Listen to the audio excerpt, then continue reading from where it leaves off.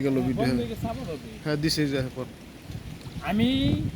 ফরিদপুরের সুনাম ধর্ম স্বর্ণের অক্ষরে গর্বিত।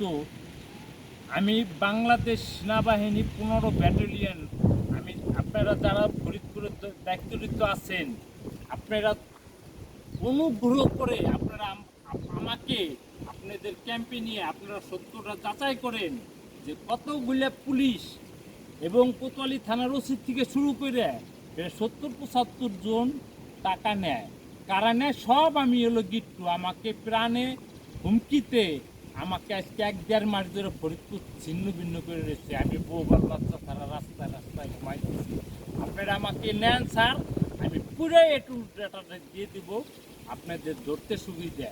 কিন্তু আপনারা যদি ধরেন 70-75 জন স্যার, এদের চাকরি কিন্তু থাকবে না। আমি একেবারে প্রমাণ সহকারে স্যার কথা বলতেছি। আমি প্রমাণ স্যার আপনাদের সাথে কথা বলবো না, কারণ আপনারা সেনাবাহিনী, আপনারা বাংলাদেশের এক নম্বর সৎ এবং সাহসী যোদ্ধা হিসেবে আপনাদের কাছে আমি আমার মনের কথাগুলো তুলে ধরবো, যাতে এটা আমাদের ফরিদপুরবাসী সঠিক বিচার পায়। আচ্ছা স্যার, আমি আর একটা কথা বলবো। দেখেন, এই যে 20 দিন আগে আপনাদের অভিযান দিচ্ছে 26 তারিখে, আর আমি 21 তারিখ বাড়িঘর ভাঙচুর করছি। তার 10 দিন আগে স্টেশন বড়া বাজারে ডাকাত মুসা শেল্টার এবং ডাকাত মুসা হিরোইনের ব্যবসা করে আমার ছেলের জুয়েলে দেয়। এটা লিটন আর টাইম ইসলাম দারোগা হাতে নাতে ধরে কিভাবে ছাড়লো, এটারও বিচার করতে হবে।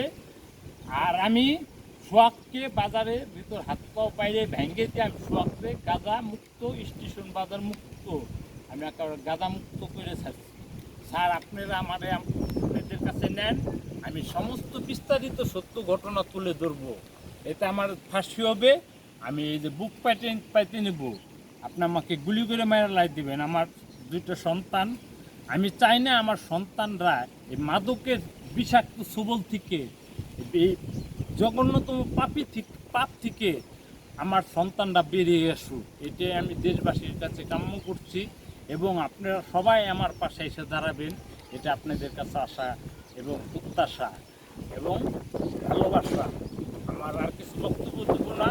যদি প্রয়োজন মনে চায় স্যার, আমার আইডি ফোন নাম্বার সহকারে যদি আমাকে ফোন করা মাত্র আমি 2 মিনিট স্যার, সর্বোচ্চ আমি লেট করবো না, আমি আপনাদের কাছে উপস্থিত হব। কিন্তু স্যার, আমার কাছে যে ডকুমেন্টসগুলো আছে, আপনারা আমার কাছে ডকুমেন্টসগুলো নেন।